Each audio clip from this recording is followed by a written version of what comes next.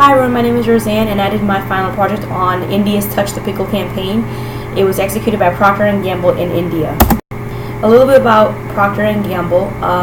They're an American multinational consumer goods corporation headquartered in Cincinnati, Ohio, which was founded in 1837 by British American William Procter and Irish American James Gamble. Its purpose is we will provide branded products and services of superior quality and value that improve the lives of the world's consumers. Its values are leadership, ownership, integrity, passion for winning, and trust. Its vision is to be and be recognized as the best consumer products and services company in the world. So here's my SWOT analysis for P&G in a host country. Its strengths are product innovation, diversified business structure, strong brand image, increased company's presence abroad, the leading marketing position. Its opportunities are emerging markets, selling directly to consumers, potential to earn more market share, increase international relations, testing and trials for products, and having more beauty and health products available to women. Its weaknesses are that there aren't enough to make a distribution channel, there's a language barrier, identical products with other brands, only views product performance, so P&G usually does that with its products. Threats, increased price for products, consumer complaints, the cultural threats abroad in India, competition in India, and government regulation. India's political system. India's freedom status is free. Elections in India are generally free and fair. Members of the lower house of parliament, the 545-seat Lok Sabha, are directly elected in single-member constituencies for 5-year terms, except 2 appointed members representing Indians of European descent. India's corruption perception index score. So on a scale of 0 to 100, with 0 being highly corrupt and 100 being very clean, India scores a 40. So India is more on the corrupt side. India's economic environment. So according to Table C, India is one of the developing economies in Asia, and India is also a lower middle income economy according to Table E. India's media system and media freedom. This is India's media freedom scores from the 2017 Freedom House Freedom of the Press Index. Its freedom press status is partly free. Its press freedom score is 43, while 0 is the most free.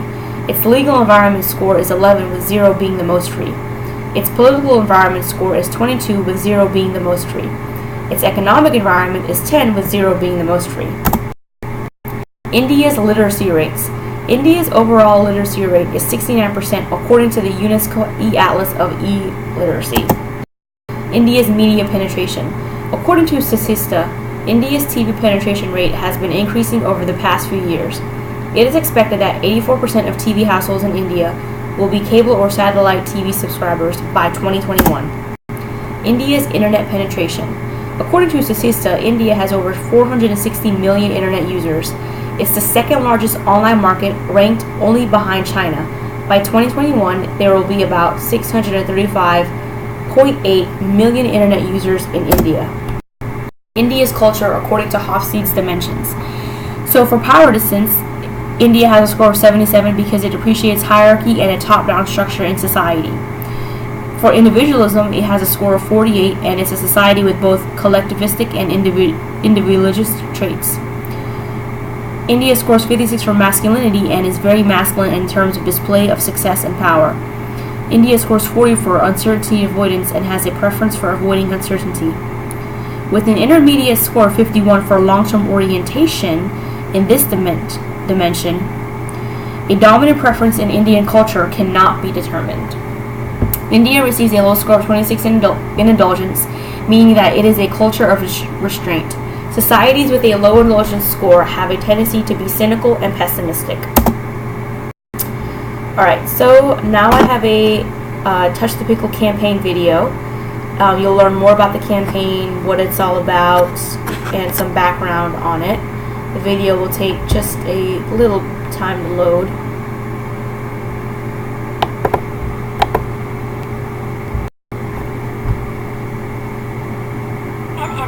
Nobody talks about periods. It's treated like a bad word, a curse.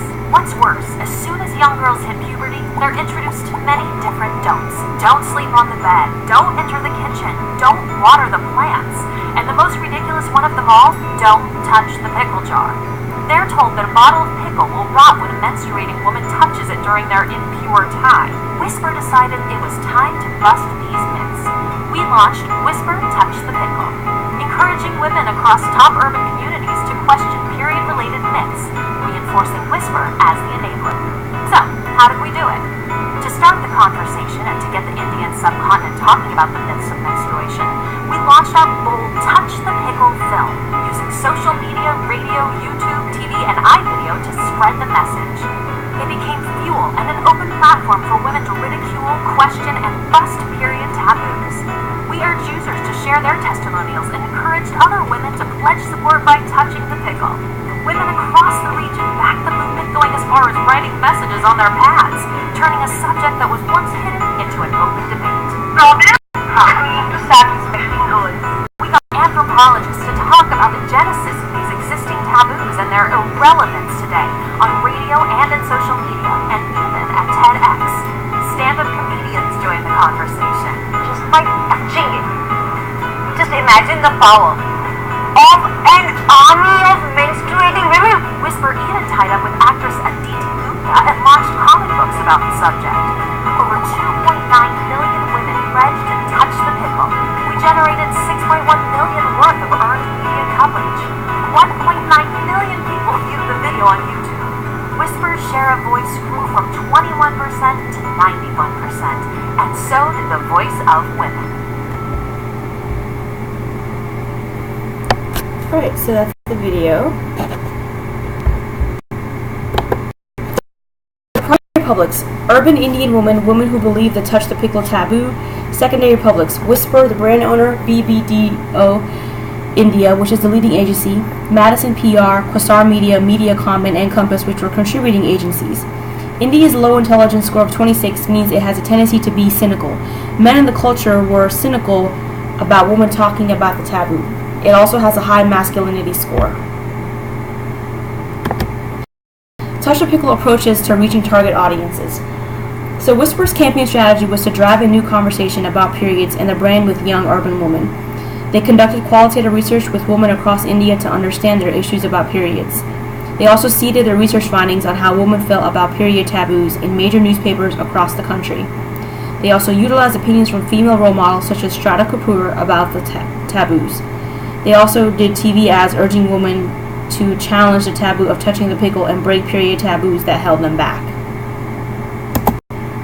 The campaign output and impact objectives. The behavioral objectives were to drive awareness and spark conversation about the brand, and drive relevance for the brand, and as a result, sales. The attitudinal objectives were to get the attention of the young urban woman, engage the young urban woman, and drive relevance of the brand, and as a result, drive up sales. So the campaign timetable.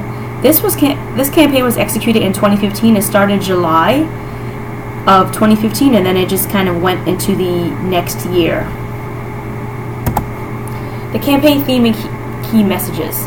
The themes were to break down social taboos surrounding menstruation, challenge myths surrounding menstruation in order to empower young urban women. I think the key messages were for women in other areas of our globe have social taboos that limit their voices, and also to highlight India's myths of menstruation to create an opportunity for women to talk about Whisper Ultra.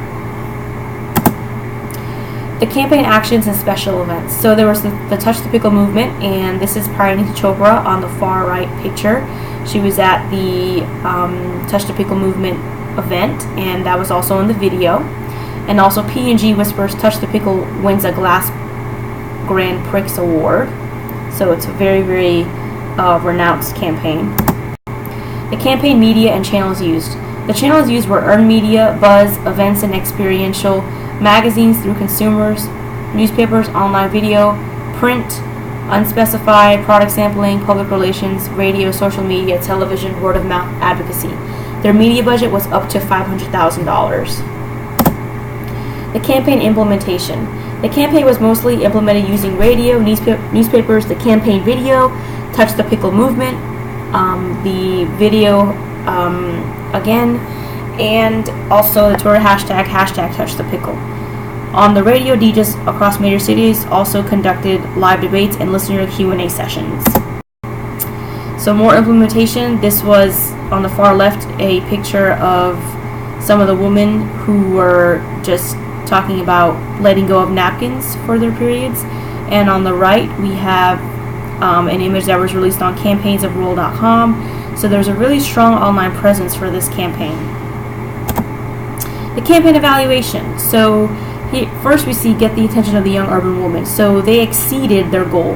They wanted to do it for 50% and it reached 73%. Second, engaging the young urban woman. So they used Facebook and they achieved a 959 engagement rate. That was more than double their target. So that's really good.